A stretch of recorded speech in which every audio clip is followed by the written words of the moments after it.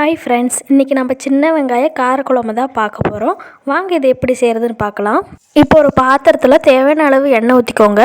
1 teaspoon கடுகு, 1/2 teaspoon மிளகு, 1/4 teaspoon வெந்தயம் போட்டுக்கோங்க. ஒரு கொத்து கருவேப்பிலை போட்டுக்கோங்க.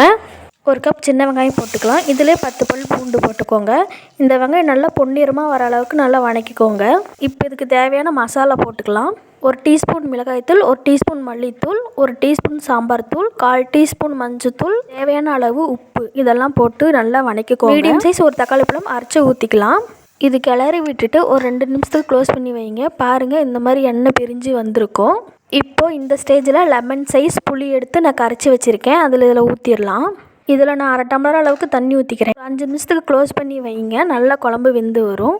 அவ்வளோதாங்க, நம்ம சின்ன வெங்காய கார குழம்பு ரெடி ஆகிடுச்சு.